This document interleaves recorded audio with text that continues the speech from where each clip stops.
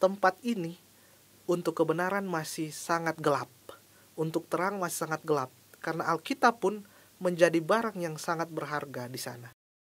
1, 2, 3, 1000 Talk. Shalom, bertemu lagi dengan saya Sarah Yuanita dalam program One Talk, 1000 Talking. Ya, jadi pada saat ini kita kedatangan tamu nih. Seperti biasa, senior missionary selalu diundang di studio kampus ini. Tapi sebelum itu, sebelum dikulik-kulik lah ya kehidupannya, khususnya pelayanannya juga, mari kita bersatu dalam doa. Bapak yang di surga, pada saat ini kami akan memulai acara kami, berkati acara kami dari awal, pertengahan hingga akhir, sehingga nama Tuhan saja yang akan ditinggikan dan dimuliakan. Terima kasih Bapak, dalam nama Yesus, amin. Oke, jadi ini dia bintang tamu atau yang siap dikulik. Boleh kenalan dulu dong. Saya Anggi Rori dari Jemaat Pionir Kamanga Tompaso. Oke. Sekitar sini saja. Oh, dekat ya. Kira-kira misioneri angkatan berapa? Angkatan 29. Oke, ternyata satu angkatan sebenarnya. Cuma kan buat mengawali ya supaya nggak terlalu krik-krik banget gitu kan. Oke, jadi kami berdua ini satu angkatan. Bahkan satu kelompok gak sih di Survival and Revival? Satu kelompok. Masih ingat gak nama kelompoknya? Oke, jadi Anggi siap dong ya dikulik-kulik ya. Siap. Puji Khususnya Tuhan, siap. akan pelayanan lah. Amin. Nggak jauh-jauh kok dari pelayanan. Oke. Oke, jadi tahun berapa waktu itu dilatih? Dilatih awal tahun 2020. 2020. Ya, Oke. awal tahun 2020. Iya kan sama-sama. Oke Anggi, jadi kasih tahu dong awalnya kok bisa sih ikut misioneri, atau bukan ikut misioneri ya? Semua orang sebenarnya bisa jadi misioneri kan? Maksudnya ikut pelatihan di 1000 Missionary itu gimana sih awalnya? Jadi saya cerita pengalaman sedikit ya. Awalnya begini. Saya terpanggil datang untuk ikut misioneri dari lagu. Wow, Dari simple, lagu. sebenarnya simple ya.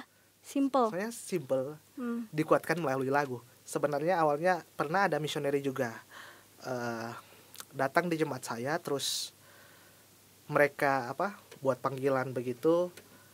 Saya juga sempat maju, tapi waktu itu masih SMP. Dan setelah saya lulus, saya kuliah. Kemudian setelah lulus kuliah, entah beberapa hari itu, terutama hari Sabat ya, saya senang sekali mendengar lagu-lagu misioneri. Dan komitmen saya yang dahulu teringat kembali. Komitmen yang pernah saya komitmenkan waktu itu teringat kembali di lagu itu. Soalnya lagu-lagu misioneri itu sungguh. Masih inget gak lagunya apa kira-kira? Ya, melayani bukan. Nah, itu lagu yang saya sangat senang untuk dengar waktu itu ya. Di setiap hari Sabat di rumah putar lagu terus misioneri. Dan dari lagu itu puji Tuhan mengingatkan kembali saya untuk komitmen saya untuk mengikuti pelatihan misioneri. Jadi lewat lagu. Oh, jadi sebenarnya simple juga berarti ya. Cara Tuhan untuk panggil melayani dari lagu. Lebih tepatnya Anggi ikutlah, maksudnya punya komitmen mengikuti melayani Tuhan melalui pergerakan 1000 Missionaries ini. Iya. Dan waktu memilih komitmen itu, orang tua sempat agak konflik gak sih? Kayak contoh, ngapain kamu udah kuliah tinggi-tinggi, kenapa kamu ikut misionaris atau terjun di pergerakan itu? Ada gak kayak gitu? Awalnya orang tua memang awalnya bertanya, untuk apa mau ikut itu? Dan sempat ada konflik sedikit. Orang tua mengatakan karena keinginan orang tua agar apa? Untuk bekerja langsung, ketika lulus langsung ya bekerja. Namun panggilan Tuhan ini yang selalu ada dalam hati. Walaupun ada konflik di situ, akhirnya orang tua juga mengizinkan untuk mengikuti pergerakan. Puji Tuhan ya, puji Tuhan banget. Puji Tuhan. Oke. Dan jadi waktu pelatihan orang tuanya suka datang ke kampus. Karena cuma dekat kan. Karena dekat. Tapi enak juga sih dekat, itu kan orang tua bisa lihat. Oke, dan akhirnya kan diizinin kan ikut missionary. Karena yang seperti yang saya juga suka alami nih teman-teman di rumah, nggak semua orang tua kasih izin ya.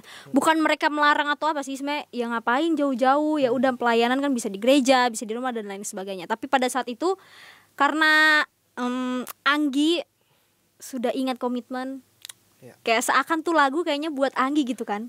Menguatkan, Ya. sangat menguatkan komitmen itu. Dan akhirnya lagu ini. tetap berkomitmen dan orang tua pun puji Tuhannya sudah mengizinkan dan tidak ada konflik lagi. Nah, pada saat pelatihan sempat kaget nggak atau sudah pernah tahu sebelumnya kalau pelatihan di 1000 Missionary itu seperti itu? Untuk pelatihannya memang hanya mendengar saja pelatihannya bagaimana, makan vegetarian, makan buah. Namun untuk pelatihan secara fisik harus putar-putar lapangan dan segala macam, push up dan bangun pagi itu Intinya tentang belum untuk fisik terbayang. lah ya. Belum terbayang bagi saya. Jadi waktu datang itu memang awalnya cukup berat ya, bangun pagi dan harus makan ini, harus kasih habis makanan.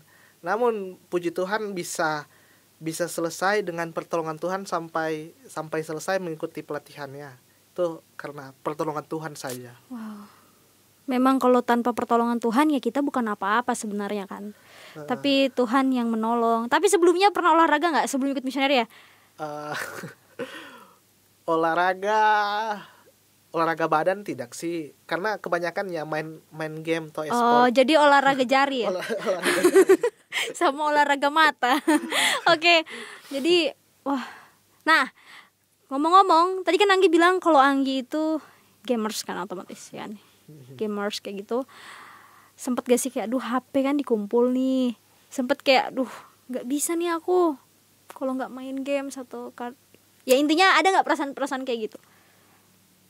Untuk ya HP dan segala macam situasi yang baru memang awalnya berat karena harus ada penyesuaiannya untuk kumpul HP, tidak pegang HP dan segala macam, bangun pagi dan segala macam ya. Memang awalnya berat. Untuk meninggalkan game memang berat karena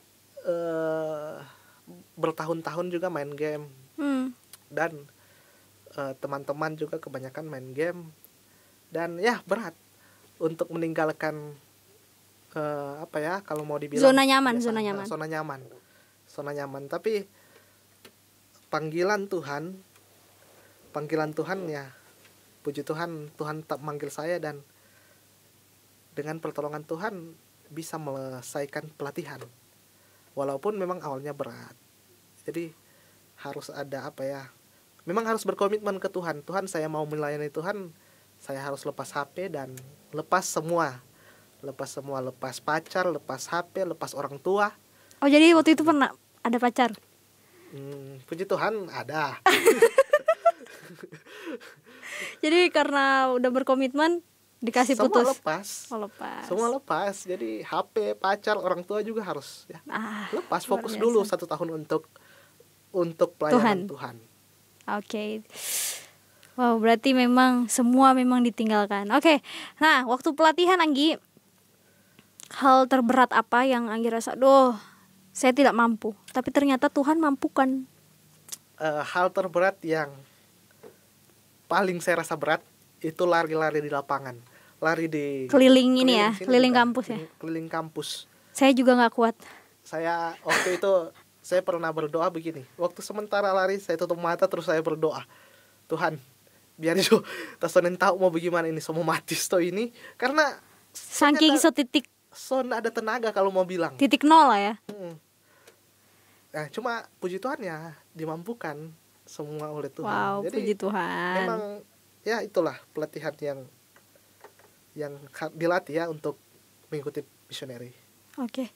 Jadi untuk teman-teman yang di rumah, ini bukan kekejaman atau apa ya. Mungkin orang yang dengar akan kenapa kejam banget atau apa. Sebenarnya itu bukan kejam, tapi kita dilatih juga secara fisik karena belum tentu jangan sampai ketika dikirim di pedalaman, di pegunungan dan lain sebagainya ternyata fisik sendiri aja lemah dan lain sebagainya. Jadi itu ada tujuannya. Jadi bukan sembarang suruh lari keliling kampus, enggak, tapi itu ada tujuannya. Karena yang seperti yang kita berdua alami kan waktu pelatihan, pasti pikir kok kayak gini pelatihannya, apalagi fisik, kayaknya ini untuk kerohanian kok fisik juga. Tapi ternyata waktu dikirim di ladang penginjilan, oh ini maksudnya. Jadi apa yang tidak mengerti di pelatihan akan dimengerti ketika di ladang penginjilan, seperti itu. Nah, Anggi ladang penginjilan di mana? Di Flores, di NTT. Ya, di NTT, di Flores. Di Flores. kepulauan, ya, di Pulau Flores, Kabupaten Manggarai, Wah, Nusa Tenggara Timur ya. oke. Ada, boleh nggak kasih kesaksian sedikit lah, poin kesaksian yang mungkin bisa dibagikan juga di teman-teman yang lihat nih podcast di saat ini. Hal yang nggak pernah sebelumnya dapat itu, tapi ternyata saya ketika melayani Tuhan, ya itulah. Kesaksian sedikit itu, puji Tuhan ya, waktu itu 2020 COVID ya, 2020 COVID, dan satu hal yang saya yakini bahwa Tuhan memegang kendali. Waktu kami berangkat dari kampus ke NTT, ditahan di Pulau Kupang selama kurang lebih ya beberapa bulan ya di sana. Dan memang bergumul untuk Tuhan, belum sampai di tempat tujuan, karena waktu itu masih harus naik satu kapal lagi untuk pergi ke pulau. Jadi bergumul di situ. Dan saudara-saudara, semuanya itu ada maksud Tuhan. Tuhan yang memegang kendali, dan akhirnya pada bulan-bulan Juni atau Juli, akhirnya kami diberangkatkan ke Flores. Dan kesaksian di sana, saudara, di pulau saya, di tempat ladang field saya, memang kebanyakan, boleh bilang agama di sini? Bilang agamanya? Nggak usah. Kebanyakan ya,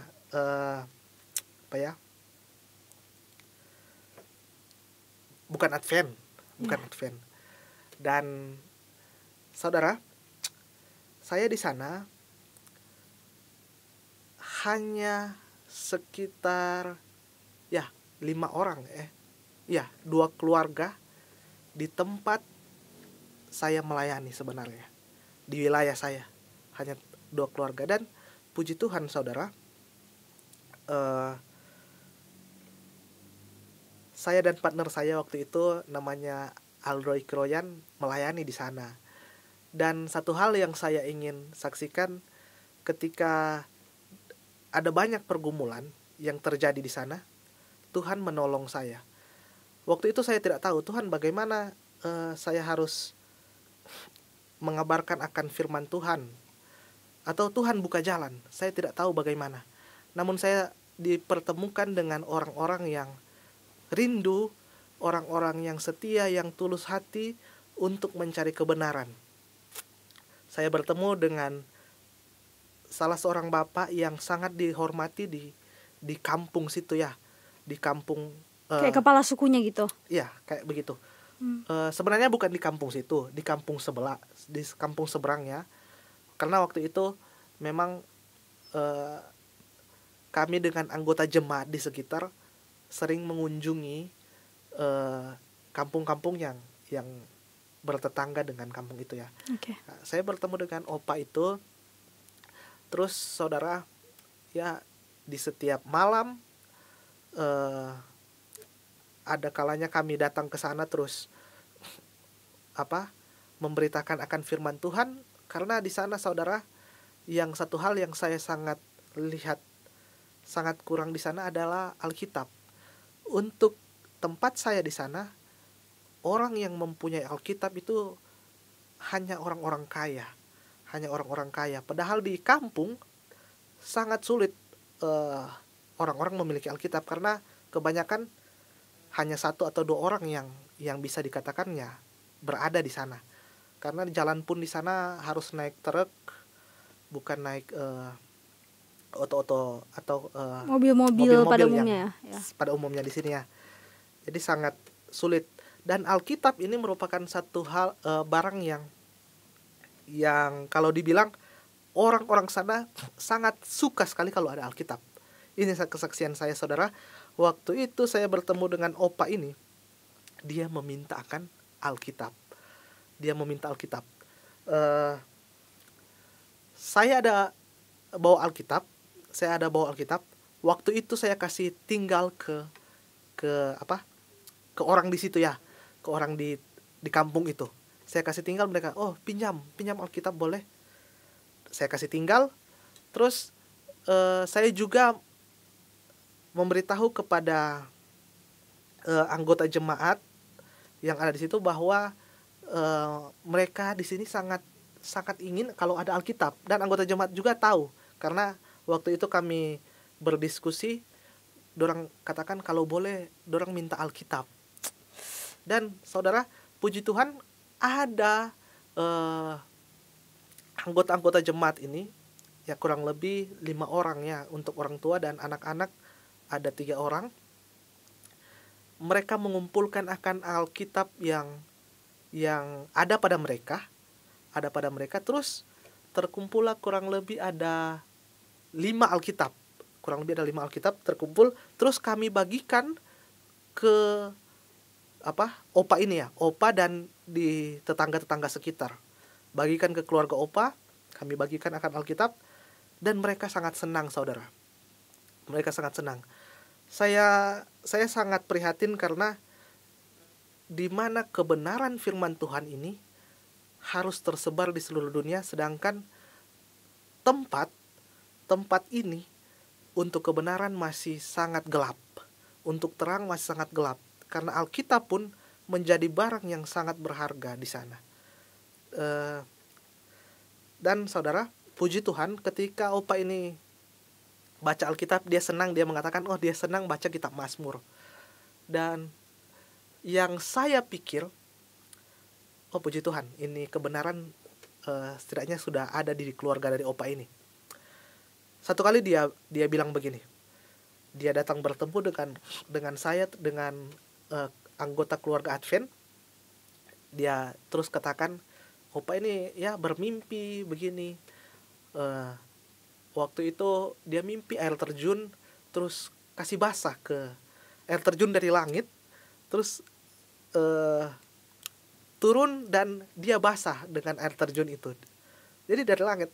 Dan kebetulan saudara, kami sudah saya dan beberapa anggota jemaat sudah melawat akan opa ini untuk dibaptis. Dan puji Tuhan saudara, lewat mimpi itu kami juga mengatakan, opa, kalau mungkin ini petunjuk Tuhan supaya opa dibaptis. Itu yang saya katakan ke opa waktu itu. Memang awalnya memang masih tarik menarik, dia mengatakan, oh kalau semua baptis harus tinggalkan ini dan segala macam. Tapi saya katakan waktu itu, ya opa harus dibaptis waktu itu. Dan puji Tuhan saudara, Roh Kudus lah yang menggerakkan akan opa ini. Dan akhirnya dia mengatakan ingin dibaptis, dan saya telepon pendeta. Tuhan. Dan diajarkanlah beberapa pelajaran, kemudian puji Tuhan opa ini dibaptis. Itu yang merinding aku dengarnya. Itu yang saya alami di sana ya, betapa Tuhan akan menolong akan anak-anaknya dalam penginjilan. Kalau kita meminta kepada Tuhan, Tuhan akan tolong. Makasih ya, dia akan bantu. Aduh, terima kasih banyak nih Anggi. Merinding dengar kesaksian itu, karena yang tadi apalagi yang soal mereka nggak punya Alkitab, karena hanya orang kaya aja yang punya Alkitab. Begitu mereka lapar ya, lapar akan firman Tuhan. Aduh, luar biasa sekali. Masih banyak di sana desa-desa di kampung-kampung sebelah yang juga seperti itu kan. Mayoritas di sana juga masih adat istiadat juga percaya ini ya. Adat masih mau bilang masih ya tidak kaya semua, cuma hanya 1-2 orang yang kaya di setiap kampung. Jadi kebanyakan mereka tidak memiliki Alkitab, dan mereka sangat senang ketika kalau kita memberikan Alkitab. Itu yang saya pikir sampai sekarang. Wow, yang saya pikirkan di tempat ini Alkitab itu bahkan di tempat di rumah saya, Alkitab itu dibiarkan begitu saja berdebu di atas meja, Bahkan masih rapi ya, masih masih rapi, mulus gitu. masih mulus. Tapi di sana orang-orang di sana sangat sangat memerlukan akan Alkitab, Bahkan menghargai sekali kan. sangat menghargai. Mereka sangat senang kalau ada Alkitab. Ya, luar biasa sekali nih kesaksian ini. Jadi buat teman-teman yang di rumah, selagi masih bisa baca Alkitab, selagi ada lah itu Alkitab, mari baca. Karena ternyata yang tadi Anggi bilang, di sana itu mereka membutuhkan sekali Alkitab ini. Jadi ya, doakan ya, semoga ada donatur juga yang mau bantu. Siapa tahu ada yang lihat nih dan bisa bantu kirim Alkitab untuk di mana tadi? Flores ya, Kepulauan Ya, di Flores Flores. ya. Karena mereka sangat haus lapar juga akan kebenaran firman Tuhan seperti itu. Oke, jadi pas di ladang penginjilan Tuhan kasih reward ya. Ya, puji Tuhan. 1 jiwa untuk Tuhan. Puji Tuhan. Dan Ya. Itu pekerjaan Tuhan saja, saudara. Iya. Dia bukan karena kehebatan saya, tapi itu Tuhan yang berikan, dan Tuhanlah yang dimuliakan dengan jiwa itu. Dan jadi ada nih di Mazmur 126 kalau nggak salah ya, ayat 5, orang-orang yang menabur dengan mencucurkan air mata akan menuai dengan sorak-sorai. Dan itu terjadi sih Ya, puji Tuhan. di pelayanan Anggi. Saya juga yakin dan percaya bahwa ini bukan kehebatan Anggi yang tadi Anggi bilang, tapi ketika Anggi bekerja dengan tulus melayani orang-orang di sana, lebih khususnya kasih tahu tentang kebenaran firman Tuhan, Tuhan kasih apa yang didoakan. Amin. Jujur pasti mendoakan jiwa nggak? Sampai menangis. Nah, dan Tuhan kasih, karena ya sebenarnya ini menjadi apa ya, bahagia itu ketika melihat orang lain menerimakan kebenaran firman Tuhan. Amin. Jiwa-jiwa itu bertemu dengan kebenaran firman Tuhan seperti itu. Dan itu menjadi memori Anggi ya sampai Ya, puji sekarang, Tuhan. bahwa pernah ada pengalaman rohani yang dimana Tuhan boleh nyatakan di kehidupan Anggi. Ya. Dari seorang gamers sekarang menjadi seorang misionaris. Jadi ya luar biasa sekali. Dan sekarang kalau boleh tahu di gereja sebagai apa? Di gereja Tompaso, di gereja Masih Advent Hari ke-7 Kamanga Tompaso, pionir Kamanga Tompaso. Puji Tuhan, Tuhan mempercayakan kepada saya jadi ketua jemaat. Wow. Puji Tuhan, itu tanggung jawab yang besar. Ada salib yang dipikul yang Anggi ya. Dengan pertolongan Tuhan, Tuhan akan tolong. Amin. Oke, nah setelah selesai pelayanan, otomatis penamatan kan? Ya. Penamatan. Sempet gak sih kepikiran, ya udah jelas kan tadi Tuhan izinkan Anggi untuk memegang kepercayaan menjadi seorang ketua jemaat di gereja. Jadi ketua muda ya. Nah pernah nggak? Nah sebelum itu pernah nggak sih waktu sudah kan revival nih, ya kan sama-sama revival, sempet kepikiran nggak sih kayak, duh sudah mau selesai nih ditamatkan, kira-kira gimana ya? Ada nggak sih ketakutan jangan sampai nih aku balik lagi di dunia yang lama dan lain sebagainya? Pernah nggak sih kepikiran, aduh mau jadi apa ya sekarang atau bagaimana? Pernah. Memang ketika waktu mau tamat, rasa-rasa untuk kembali, aduh seberat ini. Tapi satu hal yang saya yakin bahwa ketika orang kembali, apa yang menjadi pelajaran yang orang dapatkan di sini, mari orang bagikan ke mereka. Kalau orang hanya di sini saja, bagaimana dengan mereka untuk orang bagikan? Dan setidaknya ketika orang pulang, orang lihat, oh ini tuh Anggi, oh ternyata dia so berubah atau bagaimana. Itu menjadi kesaksian juga untuk mereka. Dan saya yakin juga Tuhan akan tolong orang.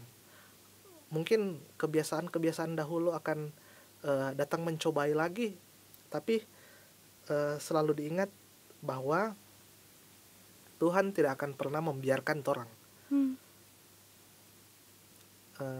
Ya, itulah, Tuhan tidak akan pernah meninggalkan orang kalau orang, ya, Tuhan, saya yakin bahwa ketika saya pulang nanti, waktu itu Tuhan akan menguatkan saya. Mungkin saya lihat aduh berat, tapi yang saya yakini Tuhan pasti akan menguatkan dan tidak akan meninggalkan anak-anaknya itu. Amin.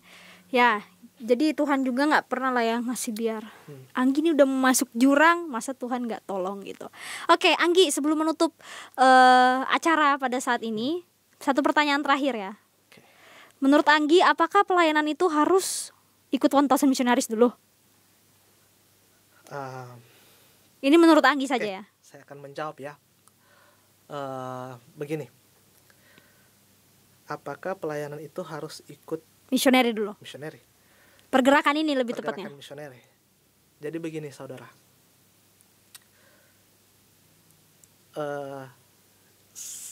artinya begini, saya tidak akan menjawab oh harus ikut misioneri kalau itu pelayanan, kalau tidak ikut misioneri itu tidak pelayanan.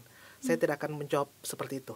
Yang saya akan jawab adalah pergerakan 1000 misioneri ini adalah wadah di mana orang-orang dipanggil untuk melayani Tuhan.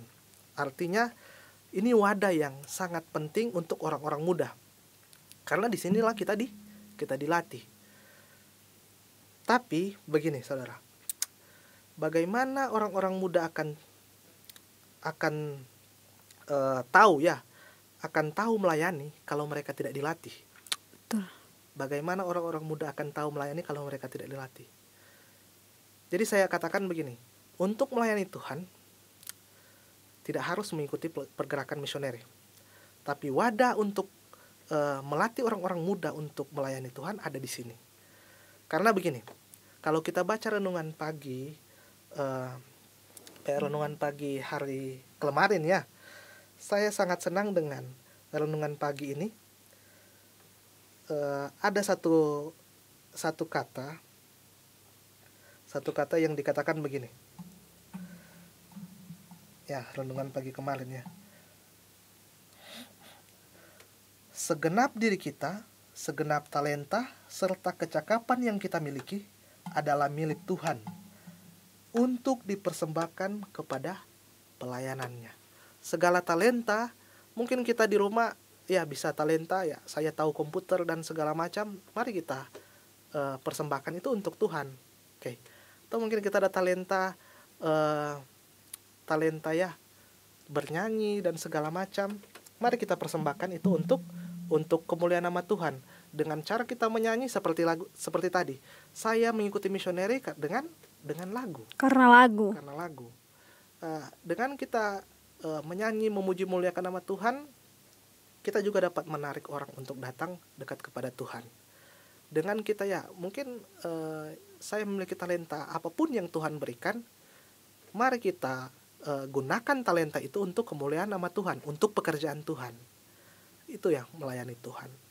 Dan pergerakan 1000 misioneri ini adalah wadah untuk di mana orang-orang muda dipanggil untuk melayani Tuhan. Karena satu hal yang saya teringat kembali dengan lagu ini. Saudara begini, mungkin saudara pernah dengar lagu Oh Tuhan, pakailah hidupku selagi aku masih kuat. Saudara, orang-orang muda itu adalah orang-orang kuat. Di mana pemuda-pemuda itu adalah di mana manusia itu ya sangat ya kuat, energik, bertenaga. Dan dalam itu lagu mengatakan, bila saatnya nanti ku tak berdaya lagi, hidup ini sudah jadi berkat. Bagaimana kita menjadi berkat kepada orang lain dengan memberitakan akan keselamatan, kabar keselamatan yang sudah Tuhan berikan kepada kita dan menjadi kabar untuk mereka. Itulah ya, bagi saya itu berkat. Torang gunakan torang punya tenaga selagi torang masih muda untuk pelayanan pekerjaan, untuk memberitakan akan pekabaran berkat yang terbesar adalah berkat keselamatan kepada orang lain. Ini saya baca-baca tadi di sini, ada tulisan di belakang ini mengatakan supaya pekerjaan Allah boleh maju dalam segala cabang-cabangnya, dia memerlukan tenaga muda. Tenaga muda. Terus Kerajinan. dan keberanian, di mana Tuhan membutuhkan akan orang-orang muda dalam pekerjaan Tuhan. Kalau kita masih muda, kita masih ada kekuatan. Mari kita luangkan waktu untuk pekerjaan Tuhan, mengikuti pergerakan 1000 misioneri. Apapun talenta kita gunakan untuk pekerjaan Tuhan, untuk pelayanan. Dan karena orang-orang muda masih kuat, saudara. Nanti kalau saudara berpikir, nanti saya sudah tua ya. Tunda-tunda dulu lah. Sangat Terlambat. Enggak, bukan terlambat. Mungkin kalau sudah tua kan fisik kayak gitu sudah kan. lemah. Ya. Sedangkan di luar sana masih banyak yang harus kita jangkau. Ya, datanglah di sini, ikutilah pelatihan dan persembahkanlah talenta untuk kepujian kemuliaan nama Tuhan, untuk pekerjaan Tuhan. Dan itu saya jawab ya seperti itu. Jadi seperti itu. Tidak harus mengikuti pergerakan 1000 misioneri, tapi bagaimana kita mengerti untuk pekerjaan Tuhan, datang di sini. Ya. Karena dilatih. Meditasi Alkitab. Yang nggak bisa berdoa juga dilatih juga berdoa tuh gimana caranya, seperti itu. Jujur saja begini, saudara. Saya sebelum mengikuti pergerakan 1000 misioneri, memang saya di gereja melayani ya, tapi hanya sebatas seperti formalitas datang, saya kayak rutinitas aja gitu ya. Tapi ketika di sini saya dilatih dan akhirnya saya mengerti ini pekerjaan, begini pekerjaan Tuhan.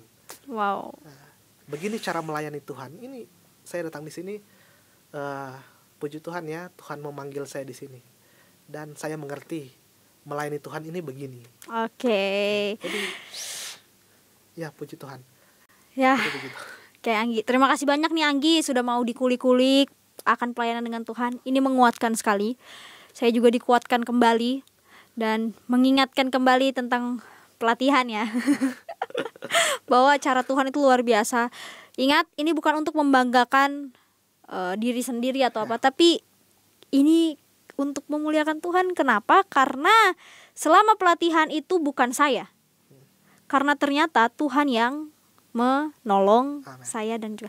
Jadi teman-teman, sekalipun teman-teman rasa, kita kok nggak bisa berkhotbah, nggak bisa mengartikan Alkitab, nggak bisa berdoa, atau apapun itulah soal pelayanan, tidak usah minder. Karena itu sebenarnya cara kerja setan juga sih untuk bikin jadi kayak nggak mau pelayanan dan sebagainya. Tapi ketika percaya dan punya komitmen itu, pasti itu semua akan bisa karena ya dilatih seperti itu. Oke Anggi, terima kasih banyak sudah mau sharing-sharing ya.